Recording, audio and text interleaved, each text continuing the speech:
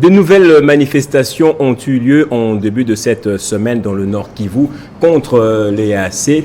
On reproche justement à cette force régionale son inaction. On l'accuse également de complicité dans l'avancée des rebelles du M23. Le pape François a déjà quitté notre République. Est-ce que la RDC est maintenant dirigée sur le chemin de la réconciliation? Bienvenue à vous, madame, monsieur, dans ce numéro de Version croisée. Rapidement, je vous présente mes deux invités. Je commence par celui qui est à ma droite, Rodrigue Ramazani. Vous êtes porte-parole de Envol. Bonjour et bienvenue à vous. Bonjour Gaëtan, bonjour aux Congolais qui nous suivent. Je profite de l'occasion pour saluer les co-débatteurs de ce jour, dans l'espoir que nous allons échanger pour l'intérêt de la République et éclairer la lanterne de nos concitoyens. Justement, ce sera un débat élégant et républicain et je l'espère de tous mes voeux. Chris Mukendi, on vous a déjà salué. Vous êtes secrétaire national adjoint chargé de la propagande du parti politique AFDC, mais vous avez cette autre étiquette qui vous présente bien, communicateur de l'Union sacrée de la nation. Merci pour l'invitation. Je salue mon frère Rodrigue Ramazani, avec qui c'est un privilège toujours de partager et de parler du Congo. Je profite aussi du micro pour saluer tous les téléspectateurs qui auront l'occasion de nous suivre à travers cette belle émission. Voilà. Alors, ces manifestations contre les EAC ont débuté en début de cette semaine, mais elles pourraient se poursuivre jusqu'à la fin de la semaine. D'après les organisateurs, jusqu'où vont aller ces populations du Nord Kivu pour pousser à l'action la force régionale? Je commence avec vous, Rodrigue Ramazani. Pourquoi on ne parvient pas à défaire cette fois le M23 malgré, je dirais, la surmilitarisation de cette région du Grand Nord? Pourquoi on n'arrive pas à le faire? C'est parce que les analyses ont été mal faites de la situation sécuritaire à l'Est. Soit c'est un problème de gouvernance du point de vue de notre défense et notre sécurité nationale qui a été faite par Félix Tshisekedi parce qu'il a pris un certain nombre de décisions qui plombent le pays. D'engagement aussi. Parmi les décisions prises par Félix Tshisekedi, c'est aller en bilatéral avec le Rwanda et l'Ouganda, chose qui a fait en sorte que l'accord d'Addis Abeba soit neutralisé, la CRGL neutralisée, de suite de ces différentes approches malencontreuses qui aujourd'hui plombent le pays dans une situation d'insécurité aggravée. Parce qu'il faut le dire, lorsque Félix Tshisekedi prend le pays, il trouve une situation de maintien de l'ordre public. Il y avait certes des groupes armés. Il y avait toujours des pôles d'insécurité en Ituri. C'est pourquoi je parlais d'une situation de maintien de l'ordre public. Par qui? Une situation de maintien de l'ordre public, qu'est-ce que ça veut dire? Ça veut dire qu'il y avait insécurité avec une police bien organisée, avec des brigades d'intervention bien adaptées. On pouvait bien contenir la situation et rétablir l'ordre public qui était perturbé de temps en temps de ce coin de pays. Mais qu'est-ce qu'on a aujourd'hui? Aujourd'hui, nous sommes dans une situation de guerre. Nous sommes dans une situation aggravée vis-à-vis de la situation d'avant. Et ceci s'est fait à la suite de plusieurs décisions hasardeuses prises par le pouvoir. Et du reste, l'Envol, à l'époque, avait avait tiré la sonnette d'alarme pour dire que, attention, le schéma pris par les présidents de la République était dangereux. Et aujourd'hui, tout porte à croire que rien n'évolue. Ce schéma, c'est notamment prendre des accords avec l'UAC, l'intégration de la RDC dans cette organisation sous-régionale. Il n'y avait que Félix Tshisekedi pour croire que là où à peu près plus de 20 000 hommes équipés de Nations Unies n'ont pas pu établir directement la paix, avec 8 secteurs opérationnels qui fonctionnaient, qui ne donnaient pas le résultat, qui est une affaire de 2 à 3 000 hommes de l'EAC, pouvaient venir donner une solution dans une situation aussi complexe. C'était des fardeaux de plus. Et aujourd'hui, moi, je peux comprendre les désarrois de la population de l'Est qui vit cette situation aujourd'hui plus de décennies. Plus de décennies. Je peux comprendre ce désarroi, mais on ne peut pas oublier que la responsabilité de la sécurité de notre peuple, ce n'est ni la MONUSCO, ni l'EAC. Cette responsabilité revient au gouvernement et ainsi aussi à l'armée congolaise. Donc la situation dans laquelle nous sommes, la seule personne responsable, parce qu'il faut dire, cette agression date de longtemps, mais l'agression que nous subissons depuis 2021 à ce jour, la personne responsable, c'est Félix Tshisekedi. C'est du fait de la gestion de Tshisekedi. Rapidement, quelques secondes aujourd'hui, on a comme l'impression que la population veut reprendre les choses en main avec ces manifestations pour pousser à l'action justement cette force régionale. Jusqu'où ça peut aller, d'après vous, ces manifestations? Ou selon vous, d'après vous, ça devrait aller jusqu'où? En fait, tout porte à croire qu'il y a un problème de gouvernance, parce que plusieurs questions devaient se poser avant que le troupe de l'EAC arrive. Quel est le plan d'engagement de l'EAC? L'EAC était venu avec quelle mission? Aujourd'hui, nous avons comme l'impression que l'EAC est de plus en plus pacifique qu'offensif, tel que promis dans les différents accords conclus. J'ai même vu le président de la République, entre guillemets, en train de... Instruire? Non, c'était rappeler pas... à l'ordre? En tout cas, au minimum, ce n'était pas de rappel à l'ordre, il suffisait d'écouter l'État. C'était vraiment un plaidoyer. Il était en train je vais revenir vers vous pour cette question. Devant le commandant des opérations de l'EAC, ce qui démontre à suffisance que rien n'est clair, tout est flou. Merci beaucoup, Rodrigue Ramazani. Chris Mukendi, cette situation que nous connaissons actuellement de l'insécurité, de l'avancée des troupes ou des rebelles M23 et du fait de la mégestion de Félix Antoine Tshisekedi, propos un tout petit peu paraphrasé de Rodrigue Ramazani. Votre réaction? Je comprends mon frère Rodrigue Ramazani qui est dans sa peau d'opposant, donc tout à fait normal que sa réaction soit une réaction d'hostilité ou de charger le gouvernement en rapport avec toutes les décisions qui ont été prises par le chef de l'État. Mais je dois d'abord rappeler ici les contenus de la Constitution. L'article 213 de la Constitution, lorsque on évoque des questions des traités et des accords internationaux, l'article 213 de la Constitution dit que le chef de l'État, le président de la République, négocie et ratifie les traités et accords internationaux. Le chef de l'État est dans ses compétences lorsque il négocie et ratifie les accords, surtout dans le seul souci d'instaurer la paix dans son pays. Il entre dans les cadres de ses prérogatives. Donc on ne peut pas les lui empêcher. Qu'il aille vers l'EAC, qu'il aille vers toutes les autres organisations, il est dans ses prérogatives, dans le seul souci d'imposer la paix au Congo. Mais les détracteurs, je relance rapidement, les détracteurs de cette intégration dans l'EAC disent qu'on ne peut pas vouloir la paix avec ces pays qui sont eux-mêmes à la base de l'insécurité dans l'est du pays. Vous savez, à un certain moment, il faut tester les niveaux de complicité ou d'implication des États voisins. Parce qu'aujourd'hui, le Congo est victime non seulement de la convoitise du Rwanda, mais le Congo est également sujet à la convoitise de tous les pays voisins. Et n'oublions pas non plus le plan de balkanisation, les projets qui datent d'avant l'indépendance. Lumumba a eu à les dénoncer, Mobutu a eu à faire la même chose, Mouzé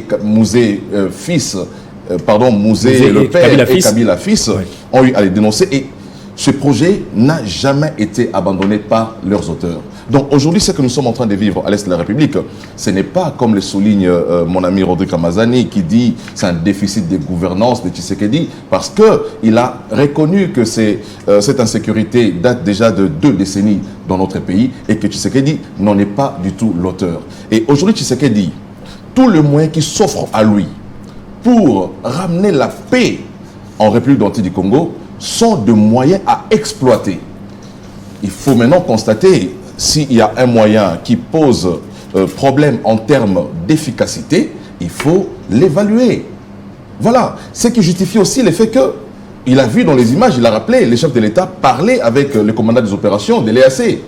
Moi, j'ai vu les chefs de l'État lui tirer carrément les oreilles pour dire il faut coopérer avec la population. Il faudrait pas, ils sont venus pour nous aider, ils ne sont pas venus pour jouer le jeu du détracteur. Justement, on va nous préparer ces images, on le verra ensemble et puis on va le recommenter. Mais pourquoi cette force ne réagit-elle pas? C'est ça le problème avec les populations du Nord Kivu, justement.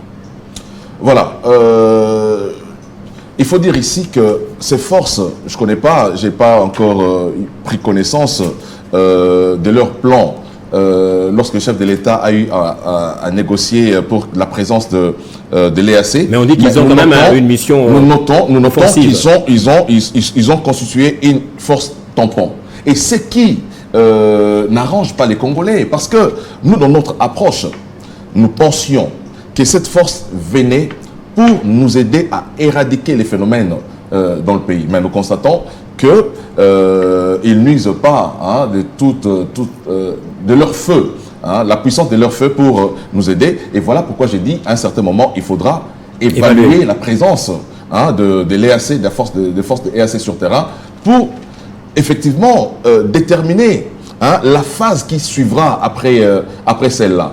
Est-ce qu'on doit maintenir cette force en République démocratique du Congo après avoir évalué son action sur les territoires congolais, ou devrons-nous carrément nous concentrer sur les forces de la RDC, leur donner tous les moyens possibles pour que finalement nous puissions mettre en déroute les forces négatives? Donc moi j'ai dit, il était aussi important pour la RDC de pouvoir, parce que le problème de l'Est de la République, si le problème n'est pas bien géré, risque d'embraser toute la région des Grands Lacs. Et la situation sera une situation catastrophique que personne ne pourra maîtriser. La région n'est pas en paix du reste, en tout cas, et Tshisekedi a dit que le vrai problème à l'heure actuelle, c'est Paul Kagame. On va suivre ces images qui sont déjà prêtes de Félix-Antoine Tshisekedi. Ensemble, on dira, est-ce qu'il s'agissait d'une instruction ou d'un flou, comme l'a dit Rodrigue Ramazani. C'est quelques secondes seulement, 24 si je ne me trompe pas. C'est très dommage que la population s'entraîne un peu. Vous êtes venus pour nous aider, vous n'êtes pas venus pour avoir des problèmes. Donc soyez vraiment attentifs à ça. Soyez attentifs à ça. Posez, répondez aux questions que la population, communiquez avec la population. Rodrigue Ramazani, à vous, je reviens vite. Comment avez-vous interprété ces petits échanges-là? Est-ce un aveu d'impuissance ou de désespoir d'un homme, ou un aveu de force de quelqu'un qui a toujours le contrôle de la situation? Bon. Non, c'est tout porte à croire que le président de la République a perdu tout contrôle de la situation. Le président de la République aujourd'hui, il est dépassé par les événements. Je l'ai toujours dit depuis 2019 que Félix Tshisekedi n'était pas l'homme de la situation de ce pays. Et après 4 ans, la situation se démontre que les leaderships du président de la République ne portent pas de fruits. Je vais suivre mon ami Chris Mukendi. Chris Mukendi, vous savez, lorsqu'on parle du problème du Congo, il faut le toucher, il faut le suivre, il faut le tenir. Il ne faudrait pas aller vers des échappatoires. Quelle est la situation que Félix Tshisekedi trouve en 2019? Son objectif, nous parlons devant nos Congolais. Il arrive au pouvoir. Est-ce qu'il trouve le pays avec des zones tampons? Est-ce qu'il trouve le pays menacé par le M23? Est-ce qu'il trouve une guerre d'agression comme nous l'avions aujourd'hui? C'est ça la situation. Parce que les mandats de Félix Tshisekedi est de 5 ans, il faut l'évaluer sur son action, pas sur ses intentions. Il a posé des actions. Et ce sont ces actions-là que nous sommes en train d'évaluer. Est-ce que ces actions ont porté des fruits? Est-ce que ces actions ont donné des résultats? C'est ça le vrai débat, c'est ce qu'il faut dire aux Congolais. Mais lorsque nous analysons... Mais ce n'est pas Tshisekedi qui a donné les armes au M23. J'en arrive pour vous démontrer que c'est la suite de ces politiques qui nous amène dans cette situation. Tout à l'heure, Chris Mukendi a dit qu'il n'y a pas la paix dans la sous-région. Mais moi, au départ de cette émission, je disais qu'il y avait un cadre multilatéral. Un cadre multilatéral qui permettait à ce qu'on ait deux angles, deux sorties d'analyse sur la situation sécuritaire de l'Est. D'abord, l'Est de la RDC et la sous-région. C'était l'accord d'Addis Abeba. Cet accord implantait la situation sécuritaire à ce niveau-là. Mais aujourd'hui, lorsque vous suivez Bujumbura, Luanda, toutes les différentes rencontres qu'il y a eu, on ne parle plus de la situation de la sous-région. On parle seulement de la situation sécuritaire à l'Est, en oubliant que ce sont certains pays de la sous-région qui sont en réalité les tireurs de ficelle de notre situation. Ça veut dire, en allant en bilatéral avec le Rwanda et l'Ouganda, Félix Tshisekedi a décidé de neutraliser des options majeures qu'on avait sur le plan de la gestion de la sécurité du point de vue diplomatique. Le cadre d'Addis Abeba, mais aussi la CIRGL qui avait pour mission de lutter contre la vente des minéraux illégaux, n'est-ce pas? Mais tout ceci a été neutralisé parce qu'ici, on signe l'accord de raffinage ici, en Ouganda, on signe l'accord d'extraction de l'or. Ça veut dire nous quittons cet aspect, ce cadre légale mise en place par la sous-région et qui rend les autres pays, notamment l'Afrique du Sud, Tanzanie, impuissants, qui nous ont aidés à tout moment, ensemble avec la SADC, pour stabiliser l'Est du pays. C'est ça la lecture qu'il faut faire. Quelle est la lecture qu'on avait avant? Quelle est la lecture qu'on a aujourd'hui? Est-ce qu'aujourd'hui, nous sommes encore efficaces? Nous venons de Bujumbura. Parlons-en. Quel est le résultat de Bujumbura? Est-ce qu'on a obtenu ces mandats offensifs tant voulus, le renforcement du mandat offensif? D'après le communiqué du ministre des Affaires étrangères, le mandat initialement de cette force était offensif. Non, mais ils sont allés pour réévaluer. Ils ont réévalué quels sont les résultats qui en sortent. Ils sont encore revenus dans cette sempiternelle déclaration de cesser les feux qui n'a jamais eu lieu. Soyons sérieux. Parlons du Congo sans pourtant avoir nos partis pris pour défendre un bilan dont on le sait. Alors, effectivement. Je voudrais aussi que vous me répondiez de manière dépassionnée. L'issue serait quoi d'après vous? Est-ce qu'on peut sortir à l'heure actuelle de cette organisation sous-régionale sans qu'il y ait d'autres problèmes par après, où il faudra évaluer et changer les termes même des engagements avec la force, comme l'a dit Chris Mukende? Vous savez, déjà nous, à l'envol, nous avons un programme de politique publique qui fait de politique publique que nous appelons la refondation du Congo, parce que nous avons aujourd'hui désormais l'honorable Sesanga, candidat président de la République. Nous portons un projet politique que nous appelons la refondation du Congo. Pour nous, la sécurité n'est pas une priorité. La sécurité est une urgence. Ce n'est pas une priorité. Nous avons comme l'impression, pour nos amis qui gouvernent aujourd'hui, ils placent la sécurité parmi les priorités. Non, c'est une urgence. Pour nous, la sécurité est une urgence. Cette sécurité ne peut être possible que dans la réforme de notre armée. Le problème aujourd'hui, le Congo doit le savoir, et l'envoi l'a toujours dit, que nous devons arrêter de croire que des gens viendront de loin pour sécuriser les Congos. Nous devons organiser notre armée. La première des choses, un État ne peut se faire respecter que lorsqu'il a une puissance de feu pouvant repousser toutes les attaques des ennemis. Aujourd'hui, Félix Tshisekedi a introduit le loup dans la bergerie, alors que ce loup a été mis en déroute depuis 2012. Lui-même l'avoue par son discours sur l'état de la nation. Et aujourd'hui, constater les retours du M23, cela démontre à suffisance que les différentes politiques diplomatiques engagées de 2019, juste pour conclure, de 2019 entre nos deux ennemis, les deux États ennemis, nous d'envol, on avait eu raison à l'époque de dire que Félix Tshisekedi faisait fausse route. Alors, Chris Mukende, Patrick Kanga avait dit lors d'une interview accordée à une très grande radio de notre Kinshasa que l'EAC est une erreur, et c'est l'erreur d'un homme qui continue à mettre en danger la survie de toute une nation. Votre réaction? Je peux comprendre Patrick Kanga, mais aussi déjà du fait de son appartenance politique. Tout ce que le chef de l'État fait ne les arrange pas. Le chef de l'État est celui qui a rompu cette alliance qu'ils avaient avec le chef de l'État. À l'époque, il pouvait le dire lorsqu'il était dans une coalition avec le chef de l'État. Et je le comprends. Donc, voilà. Comme je l'ai dit tout à l'heure ici à Rodrigue Ramazani, on ne peut pas empêcher au chef de l'État de jouer ses attributions constitutionnelles. Celle de signer des accords en rapport avec l'article 213 de la Constitution. Oui, je l'ai retrouvé cet article empêcher. 213 de la Constitution. Voilà, le chef de l'État négocie et ratifie les traités et accords internationaux. Oui. Justement, on ne peut pas les lui empêcher.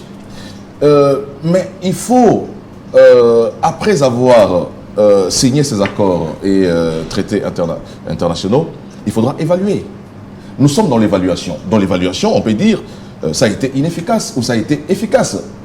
Et on prendra d'autres orientations. On ne peut pas empêcher à ce que nous puissions en arriver là. Donc voilà, j'ai dit, ces propos n'engagent que lui, Patrick Kanga. J'en reviens à ce que mon ami Rodrigue Ramazani dit ici en rapport avec la situation sécuritaire en RDC, qui devrait être une urgence, pas une priorité pour eux. Voilà, donc c'est un problème d'expression, je pense. Urgence, priorité, ça peut se comprendre. Mais qu'est-ce qu'il entend par réforme de l'armée? Lorsque, aujourd'hui, nous avons une loi sur la programmation militaire. Qu'est-ce qu'il entend sur la réforme de l'armée lorsque les chefs de l'État procèdent à un réaménagement au sein de l'armée? Qu'est-ce qu'il entend par réforme lorsque les chefs de l'État consacrent désormais, nous avions à l'époque un budget de 600 millions l'année dernière, 600 millions de dollars consacrés à notre défense. Aujourd'hui, nous avons un budget pratiquement des 10% du budget national. C'est ça aussi la réforme. La réforme, c'est des moyens mis à la disposition pour rendre efficace la puissance de feu dont il est en train d'évoquer ici. Mais l'armement, la logistique, la motivation,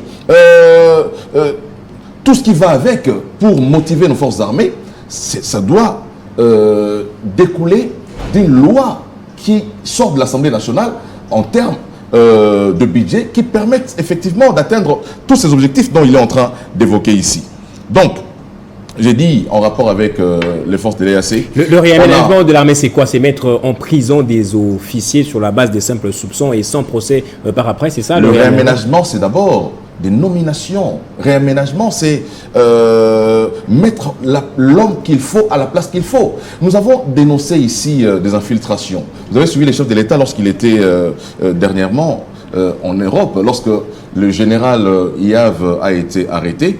Le chef a dénoncé le fait que c'est un général qui demandait à nos forces armées de lever les pieds pour permettre aux ennemis d'entrer dans les territoires congolais. Donc, nous avons une armée dont la plupart des généraux qui ont été nommés avant que Félix n'arrive au pouvoir travaillent pour des pays voisins.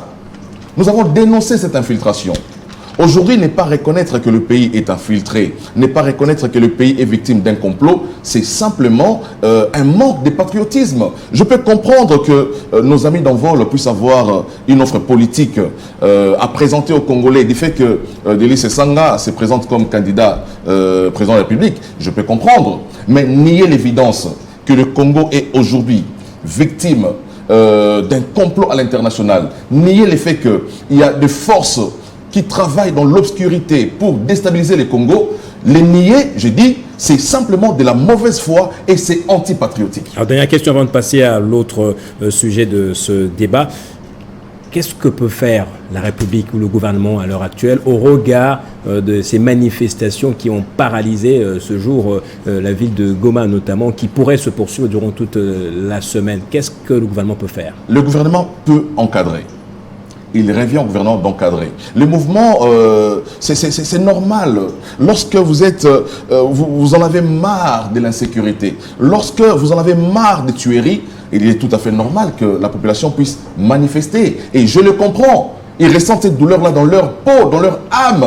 C'est leurs frères, leurs sœurs, directement, qui sont des victimes de ces violences à l'est de la République. Et je comprends. Les gouvernements, pendant ces moments, ne peut qu'encadrer. Mais lorsque le gouvernement prend des mesures pour faire taire les bruits des armes, pour faire taire les bruits des bottes à l'est de la République, c'est en faveur de la population. Le gouvernement ne devrait pas hausser le temps pour pousser la force à agir, à être plus offensive maintenant. Non, mais justement, nous avons suivi l'extrait que vous venez de montrer tout à l'heure, où les chefs de l'État demandent à ce que ces forces puissent coopérer avec la population, puissent parler avec la population, parce que parfois la population ne comprend pas les rôles aussi. Il y a un problème de communication au sein de la force, c'est ça?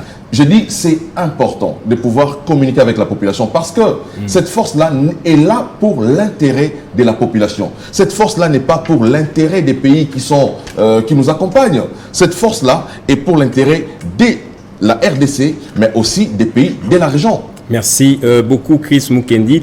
On passe à l'autre sujet de ce débat, la visite du pape François à Kinshasa précisément. C'était pratiquement une semaine papale.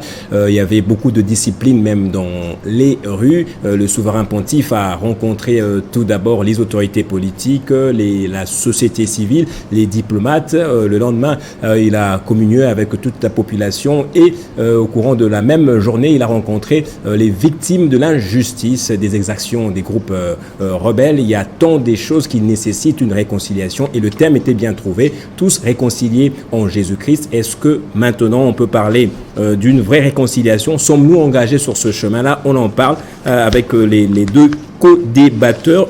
Rodi Ramazani, on n'a pas vu Délice Sanga ce jour-là. Pourtant, sur son compte Twitter, il avait salué la venue du pape François. Mais sa présence aurait peut-être montré son intention à vouloir adhérer à ce message principal qu'a porté le souverain pontife à Kinshasa. Pourquoi cette politique de je dis une chose et fais le contraire? Bon, avant d'arriver à la question du souverain pontife, Permettez-moi de revenir un peu. Chris Mukende nous dit que le chef de l'État a le droit, au nom de la Constitution, de conclure des accords. Oui, il en a le droit. Et nous aussi, étant que citoyens, nous avons le droit d'évaluer les décisions politiques prises par le chef de l'État. Le droit constitutionnel ne doit pas nous aveugler. Il a pris des décisions. Il faut évaluer. Je t'ai vu commencer à évaluer sans tirer des conclusions. Je sais que vous êtes d'accord avec moi que les différents accords conclus avec le roi de l'Ouganda étaient une bourde. C'était des erreurs qu'il ne fallait pas commettre. Aujourd'hui, le chef de l'État l'a commise et nous met dans une situation inacceptable. Vous parlez de la loi de programmation militaire pour ton information. Peut-être pas pour t'informer, j'aimerais faire confiance à tes connaissances. La loi de programmation militaire découlera de la volonté de l'exécution du budget global, du budget général, n'est-ce pas? On prévoit $1 milliard à donner à l'armée, la conséquence doit se faire au niveau du budget. Mais avec qui avons-nous en face? Parce que par moment, nous, le Congolais, nous analysons les questions de politique du Congo comme si on parlait de la France. Nous avons en face de nous des indisciplinés financiers. Ils dépensent plus de $1 milliard de budget additionnel sans loi rectificative des finances publiques. Vous avez des institutions qui font des dépassements de 400 à 500%. Celle de la présidence de la République, dans le cadre du budget 2022, a consommé $400 millions américains. Mais écoutez, vous parlez de qui? Vous nous parlez des personnes qui n'ont aucune discipline, aucune orthodoxie dans la gestion de finances publiques. Et vous pensez que nous allons tomber dans la maladie des vite contents en nous disant, OK, ils ont prévu $1 milliard, ils vont le donner à l'armée. Nous attendrons ce qu'on appelle la reddition de comptes pour voir ce que vous allez réellement donner à l'armée. Mais après, la question de l'armée n'est pas une question de simple loi. La problématique qui se pose au sein de notre armée est systémique et fonctionnelle. Opérationnel. N'est-ce pas? Et opérationnel. C'est une question de fond. Lorsqu'on parle réforme de l'armée, nous le voyons dans le fond, pas dans le superficiel, dans le fond. Le problème qui se pose aujourd'hui avec plusieurs sources militaires nous en font part, de chevauchement entre le commandement. On ne sait plus qui commande les opérations sur terrain. Est-ce le gouverneur militaire? Est-ce la maison militaire du chef de l'État? Est-ce que c'est le commandement du troisième zone, troisième zone de défense? Toutes ces questions sont de vraies questions. Donc la contre-performance de nos militaires sur terrain n'est pas forcément due à l'absence d'une loi de finances, mais c'est aussi dû à un problème structurel et opérationnel. Et surtout, des manques d'une politique publique cohérente en matière de défense et de sécurité et d'une stratégie de défense. Il n'y en a pas. Les pays sous mode de pilotage automatique. Merci Rodrigue Ramazani. On en vient à cette question. Et ça m'a fait penser justement à Kabound aussi qui décrit, il a dit combien avons-nous investi dans l'armée et dans la police en son temps et aujourd'hui il est toujours en prison. Voilà. C'était juste pour vous commenter.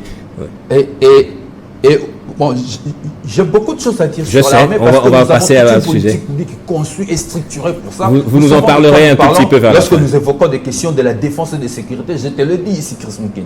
Pour nous, la question de la défense nationale, la question de l'armée, la question de la sécurité des Congolais n'est pas une priorité, mais une urgence. Dès que nous y serons, nous allons le prendre. La visite du pape. Parlons de la visite du pape. Bon. Je crois que nous, on a salué la venue du pape. Oui. Le pape qui est arrivé, nous saluons sa présence. Nous saluons du reste aussi son discours qui était centré sur 3 points essentiels. Oui. Pour ne pas parler de tout, je vais le résumer. Paix, réconciliation et bonne gouvernance. Le pape s'est apaisanti sur les 3 choses en insistant dans la bonne gouvernance que le gouvernant doit diriger et non pour détourner les biens des Congolais, diriger dans l'exemplarité. Et je crois que ce sont des thématiques que nous avions toujours abordées. Peut-être ça apparaît un peu plus nouveau parce que c'est le souverain pontife, c'est le père spirituel de l'Église catholique. Nous saluons, mais cependant nous sommes réconfortés. Ce qui démontre une fois de plus que mon parti d'envol, nous avons toujours une longueur d'avance sur la classe politique. Nous voyons les choses un peu plus loin. Lorsque nous disons à l'époque que l'autorité ne tient qu'à l'exemplarité. On nous a traité de tout le nom ici. Mais on ne vous a pas vu, on a vu Martin Fayoulou, on a vu Moïse Katumbi et d'autres opposants. Il y a Martin Fayoulou qui a demandé pardon parce qu'il a été victime d'une grosse tricherie, d'après lui, d'une grosse tricherie. On a volé son élection, etc. Mais vous n'êtes pas venu, Délice Sanga, ni votre parti politique, et on ne vous a pas vu présenter, serait-ce accorder le pardon à quelqu'un. D'abord dire que vous ne nous aviez pas vus, c'est pas vrai parce que notre secrétaire général, Sakuna Ndoussi. Mais on aurait aimé voir lui-même Délice Sanga comme on a vu d'autres leaders politiques. Effectivement, nous aussi on aurait bien voulu. il a connu des problèmes un peu plus personnels liés à sa santé, d'où la difficulté. Il s'est fait représenter par le secrétaire général du parti. Le plus important, c'est l'institution Envol que la personne de l'honorable Cessant Ngassene. Le secrétaire général de l'Envol a participé à cette grande messe et nous, en tant que parti politique, nous prenons acte de la prédication du Saint-Père, mais cependant, nous disons aussi que parce qu'on parle de la réconciliation, nous prenons acte de la position du pape, nous disons oui, les Congolais doivent se réconcilier.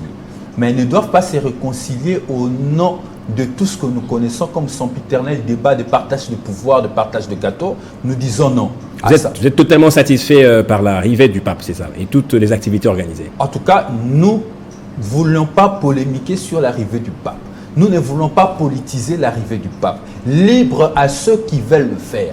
Nous estimons que le pape était venu pour prêcher le peuple de Dieu, la réconciliation, la paix, ainsi que la bonne gouvernance. À ceux qui gouvernent aujourd'hui, d'arrêter de détourner l'argent du peuple. À ceux qui gouvernent aujourd'hui, de faire preuve d'exemplarité en respectant l'intérêt général et les biens communs. Parce que l'argent des Congolais qu'ils détournent, l'argent des écoles, des hôpitaux qu'ils détournent, c'est l'argent, c'est un bien commun qu'ils doivent apprendre à... Chris Moukeni, qui aura le même temps de parole que vous, je sais que ce sera beaucoup de minutes en tout cas. L'arrivée du pape François a été saluée par, je dirais, l'opinion nationale, que ce soit les journalistes. C'est les plus grands événements organisés sans incident, en tout cas dans notre République. Alors on parle maintenant réconciliation. Comment on peut arriver à la réconciliation alors qu'il y a de l'intolérance dans l'Union sacrée de la nation? Qui s'en prend maintenant au cardinal Ambongo, qui lui d'ailleurs devant le pape n'avait fait que dire la réalité ou la vérité des faits. La population est dans la misère. Merci beaucoup pour cette question. Je voudrais d'abord commencer par féliciter le gouvernement de la République qui a rendu la visite du pape possible et agréable. Vous l'avez dit, sans aucun incident. Majeur, voilà. Oui. Sans aucun incident, même pas majeur, même mineur, on n'a pas enregistré des incidents. Donc, la sécurité du pape était très bien garantie, son séjour était très bien encadré. Et pour cela, il faut remercier les organisateurs, principalement le gouvernement de la République. Mais le message du pape, lorsqu'on parle de la réconciliation, il y a une question qui me taraude l'esprit. Lorsqu'on parle de la réconciliation, je me dis, sommes-nous d'abord divisés? C'est la question que moi je me pose. Sommes-nous divisés en tant que peuple? Ou avons-nous des points de vue divergents sur le plan politique? C'est là la vraie approche que nous devrions faire. Parce que dire que nous sommes divisés, ça veut dire que les Congolais, chacun va dans sa direction. Mais je ne pense pas. Ce qui nous divise en réalité, ce sont nos divergences politiques. Ce qui me divise avec Rodrigue Ramazani, c'est nos divergences politiques. Il voit la gouvernance d'une autre manière, moi je la vois d'une autre manière. Il est à l'opposition, je suis à la majorité et nous sommes divisés. Mais lorsque nous quittons ces plateaux, nous ne sommes pas du tout divisés. Voilà. Mais on peut toujours comprendre ces messages en tant que chrétien.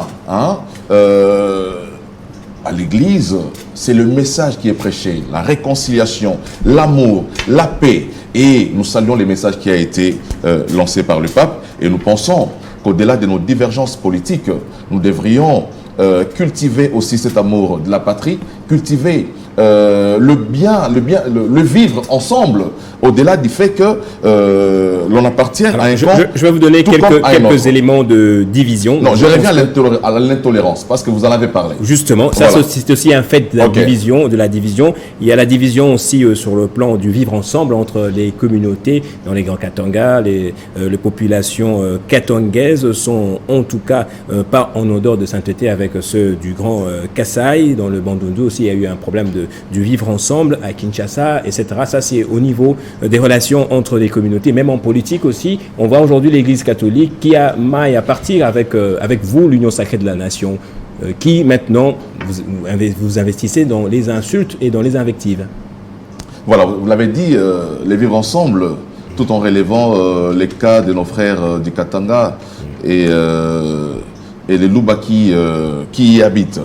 Je crois que de ce côté-là, il y a un travail qui doit être fait. de tous les leaders d'opinion, de politiques, des hommes d'église, des journalistes. Le vivre ensemble, c'est un travail de tous les jours que nous devrions mener. Parce que lorsque nous nous divisons entre nous, nous ne constituons plus un État. Voilà. Et ceux qui reçoivent dans leur territoire des personnes qui considèrent comme des venants doivent se dire, comme à l'époque de Mobutu, le Congolais, partout où il va, il est chez lui. Moi, je peux m'établir aujourd'hui à Goma, je sais que c'est chez moi au Congo. Je peux m'établir dans le Congo central sans être inquiété. Voilà. Donc, il y a un travail qui doit être fait au niveau, un travail au niveau de la politique, un travail au niveau du gouvernement, un travail qui doit être fait au niveau, comme j'ai dit aussi, de tous les leaders d'opinion. Voilà. Mais en ce qui concerne la division dont vous parlez, l'intolérance, justement. L'intolérance. Vis-à-vis du discours du cardinal Ambongo. Vous savez, les discours du cardinal Ambongo, il est démontré que... Ça vous a dérangé, vous aussi, personnellement? Pas dérangé dans son contenu. Mais j'ai dit que le cardinal Ambongo était incomplet. Il a choisi de peindre un tableau noir devant les papes, comme si, depuis l'avènement de Tshisekedi au pouvoir, Tshisekedi amène les Congolais en enfer après les avoir trouvés au paradis. Voilà, c'est là le côté un peu malhonnête du discours du cardinal qui a peint tous les tableaux en noir. Il a parlé en tant que politique, d'après vous? Mais justement, il a parlé en tant que politique. J'ai eu l'impression que ce discours a été rédigé avec l'ordinateur de Martin Fayoulou. J'ai eu l'impression que ce discours a été traité, c'est Denis Sessanga qui était à la saisie, et à l'impression c'était Martin Fayoulou. Voilà pourquoi on a d'abord noté l'effet que le cardinal devrait commencer par la reconnaissance. Parce que le pape lui-même était reconnaissant. Le pape a reconnu que le gouvernement de la République a déployé tous les efforts, tous les moyens pour lui permettre d'avoir un séjour agréable ici chez nous au Congo. On va prendre rapidement la réaction de Rodrigue Ramazani sur l'intolérance. C'est votre temps de parole, c'est vrai, mais on le prend rapidement. Non. Oui. Laissez-moi finir, parce que je vais perdre le fil de mes idées. Voilà. Il aurait fallu commencer par remercier, comme le pape l'a fait. Mais notre cardinal, lorsqu'il prend la parole, il oublie tous les protocoles. Tous les protocoles, et il exprime simplement son mépris vis-à-vis du régime. Quand il dit « le peuple qui est devant vous souffre », le cardinal a-t-il oublié que lorsque Tshisekedi prend le pouvoir, il décrète la gratuité de l'enseignement primaire? La première personne à s'opposer à la gratuité de l'enseignement primaire s'appelle le cardinal Ambongo. Et il fait souffrir les Congolais. Il oblige les Congolais à rester dans l'analphabétisme. Il oblige les parents congolais à continuer à payer les minervales. Il oblige les parents congolais à continuer à prendre en charge les enseignants, alors qu'il y a une disposition constitutionnelle qui veut que la gratuité de l'enseignement primaire soit obligatoire et imposable à tous. Et il est le premier à s'opposer à la gratuité. En cela, les cardinals, ils travaillent pour la misère du peuple. Le cardinal travaille pour l'analphabétisation de nos enfants. Voilà. C'est en cela que je dis, il fait partie de ceux qui font souffrir le peuple. Est-ce que c'est l'Église qui demande aux professeurs, aux enseignants d'aller en grève? Que ce soit au niveau primaire, même au niveau supérieur, il y a des grèves à tout moment. Non, là c'est en aval. Je parle en amont. Lorsque cette décision est prise, la première personne à s'y opposer s'appelle le cardinal Ambongo. Donc je dis, je salue la misère dans le pays. Ça fait plus de 30 ans qu'il existe la misère. La misère, ce n'est pas le résultat de la présence de Tshisekedi au pouvoir pendant 4 ans, pas du tout. Le cardinal n'a pas reconnu tous les efforts qui ont été menés par les gouvernements. Il n'a pas dit au pape que l'IGF participe aujourd'hui à l'amélioration en termes de mobilisation des recettes dans les pays. Le cardinal ne l'a pas dit. Le cardinal n'a pas dit que Tshisekedi a proclamé la gratuité. Le cardinal n'a pas dit tous les efforts que le gouvernement fait dans le pays. Rodrigue Ramazani, le pape lui-même l'a dit, il était conscient de la... Je dirais de la pauvreté qui règne en RDC, pas pauvreté peut-être, mais de la crise sociale, voilà, c'est le terme un peu plus juste, de la crise sociale et de l'injustice qu'il y a en RDC. Pourquoi quand c'est les cardinals qui les disent, ça dérange, ça fait beaucoup de bruit maintenant? Parce que vous vous souviendrez que depuis le départ de ces régimes, ils se sont attaqués personnellement au cardinal Ambongo, dans sa résidence et partout. Tout à fait normal pour eux, le cardinal Ambongo est l'ennemi de leur pouvoir. Ils les ont manifestés à plus d'une fois. Mais je reviens vite sur les propos de mon ami Chris. Chris dit, il se pose la question si nous sommes réellement divisés. Et puis il part dans une comparaison de l'opinion et de la division. Chris, c'est une question très sérieuse. Des fois, nous parlons politique au Congo, nous sommes à Kinshasa, nous pensons que Kinshasa, c'est le Congo.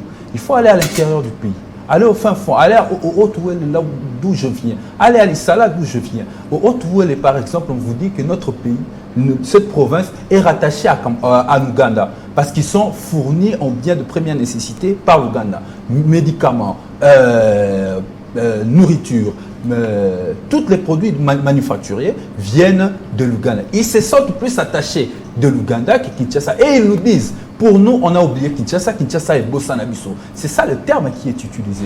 Et cette division est aussi due par les différentes décisions qui sont en réalité teintées de quelque peu du tribalisme, sans pour autant pointer une province. Vous avez une décision qui nomme 12 personnes et vous avez à peu près 9 venant d'un même coin de la République. Ça aussi, c'est un problème. Le discours tel que le Machia Moumenou, qui à un moment donné a caricaturé le président de la République étant d'un coin, ce sont des discours qui divisent la République. Il faut reconnaître que le pays est divisé. Il est divisé pourquoi? La classe politique est divisée. La société civile aussi est divisée. Vous vous souviendrez des affaires de la CENI. Jusqu'aujourd'hui, les plaies n'ont jamais été pensées. Les confessions religieuses sont divisées. Les confessions religieuses sont divisées. Lorsque vous dites que vous vous demandez si nous sommes réellement divisés, je ne sais pas si vous-même vous prenez au sérieux. Parce que la division, il reste 4 minutes, il faut faire la différence entre la diversité d'opinion et la division profonde de notre nation. Vous gardez la parole, Rodé Ramazani, s'il vous plaît. Vous gardez la parole. On va prendre une image. Vous avez la parole, vous allez poursuivre avec vos idées. On va prendre une image où on a vu les leaders de l'opposition, en tout cas, autour de la ministre des Affaires étrangères belge, pour parler élections, sécurité. Et ces images ont choqué, en tout cas, l'opinion nationale, ou peut-être du moins ceux qui sont sur Internet, les internautes. Alors, on n'arrive pas à comprendre comment des leaders comme Délice Sanga, Martin Fayoulou se présenteraient devant une simple ministre pour parler des choses sérieuses, alors qu'ils prétendent, ils veulent devenir des candidats ou des présidents de la République démocratique du Congo. Votre réaction, pourquoi est-ce que des candidats présidents de la République doivent se retrouver devant une ministre des Affaires étrangères? Ok, pour chuter rapidement, j'ai dit, Chris Mukendi dit que le cardinal a peint le tableau en noir. Oui, parce que le tableau est noir. Il ne sait pas le peindre différemment. C'est noir. La situation sociale de notre peuple est catastrophique. Encore pire, la situation va de mal en pire. En l'an de 2018 à aujourd'hui, lorsque vous regardez au-delà du fait de croissance dont vous faites allusion qui finissent généralement dans le poche des dirigeants et que cette population ne vit pas cette croissance dans son assiette et dans son vécu quotidien, la croissance c'est dans le poche en réalité c'est dans le poche de politique et du surcroît de l'union sacrée, pas de la population. C'est une vérité que le cardinal est en train d'évoquer. Mais après je voulais revenir sur la gratuité, mais je vais vite répondre parce que lorsqu'on parle de gratuité, j'aimerais bien que nos amis nous disent aussi face à cette gratuité, qui paye? Parce qu'il n'y a rien de gratuit. Il y a quelqu'un qui paye derrière. Il les paye comment? Il les paye en endettant encore la République. Il faut parler aussi du taux de la dette, publique. Nous sommes à plus de 16 milliards de dollars aujourd'hui. Ça aussi, il faut commencer à le dire aux Congolais. Et oui, si tu dis non, facile, il faut regarder la réduction des comptes et donner-nous les chiffres exacts. Moi, je te donne un chiffre. C'est à toi maintenant de me donner un chiffre contraire. Donc, lorsque vous dites gratuité, il faut dire que vous êtes en train d'endetter les pays en même temps et ce sont nos enfants qui vont payer cet argent de votre politique mal orchestrée, mal organisée. Maintenant, parlons de leaders de l'opposition qui ont rencontré la ministre. Potentiel président de la République. Mais je tiens aussi à rappeler que le ministre des Affaires étrangères belge a rencontré le président de la République. Il a rencontré Christophe Lutundula, il a rencontré la CENI, elle a rencontré... non, annoncez lentement parce qu'on veut faire une fixation sur l'opposition. Mais il a commencé d'abord par rencontrer le président de la République. Ils ont discuté du même question. C'est le pouvoir. J'en arrive. Ils ont discuté du même question. Et elle a rencontré la CENI. Elle a parlé question électorale. Elle a rencontré aussi la société civile. Et ils ont discuté de même solution. Mais ça, c'est simplement de la polémique. C'est de la polémique. Le problème existe. Le pape nous prêche une réconciliation. La réconciliation, à mon sens, doit se faire autour de vrais problèmes qui divisent ce pays. Depuis des années, c'est la question de l'accession au pouvoir. Comment on accède au pouvoir? La question des élections. Aujourd'hui, le décor est planté pour diviser les Congos davantage. devrons-nous se retrouver pour mettre le point sur les i en vue d'améliorer les processus électoraux pour qu'ils redeviennent consensuels et que les élections soient organisées dans les délais de la Constitution? Je tiens ici à préciser que nous sommes contre une négociation ou encore une réconciliation assise sur l'idée de partager le pouvoir. Nous sommes pour les élections en 2023 à la date indiquée. Oui. Et nous nous préparons pour les élections. Nous venons d'une grande tournée politique qui nous a amenés dans 5 provinces, ce qui démontre que nous affûtons nos armes pour affronter les élections en 2023. Désolé, on n'a pas eu le temps de parler de votre tournée. Dernière question, quoi est-ce que Denis Sesanga est le candidat idéal? En quelques secondes, s'il vous plaît, puisque j'espère qu'on va nous accorder quelques 3 minutes de plus. Voilà. Fort de son expérience de plus de 16 ans dans les institutions de plus de 20 ans dans les institutions de la République, fort de ses compétences aujourd'hui avérées et démontrées, et aujourd'hui, au-delà de sa personne, il apporte un projet politique qu'on appelle la refondation de l'État. Pour une fois, pour les élections à venir, nous disons que le débat cesse de tourner autour des événements. Parce que vous savez, Gaëtan, chers Congolais qui nous suivent, dans la plupart du temps, les Congolais, nous sommes réunis autour des événements. L'indépendance, la libération du Congo, autour des individus. Tshisekedi, Kabila, Sesanga. Aujourd'hui, il est temps de mettre devant le Congolais un projet contre projet. L'honorable Sesanga, le président Sesanga, le désormais candidat président de la République, apporte sur la table des Congolais un projet politique ambitieux qu'on appelle la refondation de l'État. Parce que le Congo, fondé depuis 1885, aujourd'hui, après analyse, tout se démontre que nous avons perdu de racines, perdu nos repères. Il est temps aujourd'hui, les Congolais reviennent au bon sentiment, refondant le Congo pour lui donner un avenir meilleur. Votre réaction rapidement. En rapport avec la présence des opposants chez la ministre? Oui. Vous savez, c'est cet esprit qui ne quitte pas l'homme congolais, surtout de nos amis de l'opposition, qui pensent que c'est les Blancs qui placent au pouvoir les Congolais ou l'Africain. Tout part de là, c'est cette mentalité.